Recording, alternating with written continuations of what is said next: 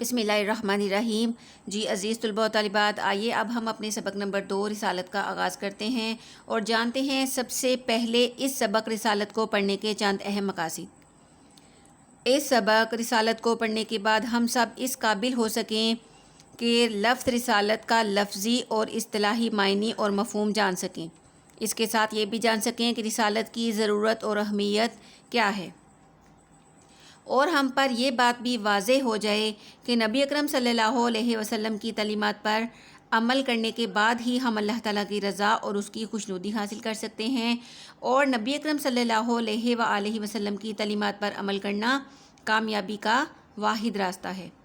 تو یہ تھے سبق رسالت کو پڑھنے کے چند اہم مقاصد۔ تو آئیے اب اپنے اس سبق کی باقاعدہ پڑھائی شروع کریں اور جانیں سب سے پہلے رسالت کا معنی اور اس کا مفہوم۔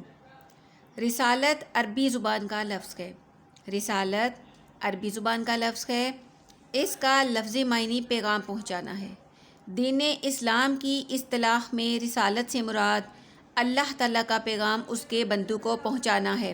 جو لوگ اللہ کے پیغام کو اس کے بندوں تک پہنچانے کا فریضہ سر انجام دیتے ہیں وہ اللہ تعالیٰ کے رسول کہلاتے ہیں۔ رسول کو نبی بھی کہا جاتا ہے۔ عقیدہ توحید کے بعد عقیدہ رسالت اسلام کا دوسرا بنیادی عقیدہ ہے۔ تو آئیے سب سے پہلے جان لیں کہ عقیدہ توحید کیا ہے۔ عقیدہ توحید کا مطلب ہے کہ ہم سب اللہ تعالیٰ کو وحدہ لا شریک مانیں اور ہمارا یہ پختہ یقین ہو کہ اللہ ایک ہے، اس کا کوئی شریک نہیں ہے اور تمام کائنات کا خالق اور مالک صرف اللہ تعالیٰ ہے۔ اور جب ہمارا یہ عقیدہ پختہ ہو جائے گا کہ اللہ وحدہ لا شریک ہے، تو اس کے بعد عقیدہ رسالت یعنی رسالت پر یقین رکھنا بھی اسلام کا دوسرا بنیادی عقیدہ ہے۔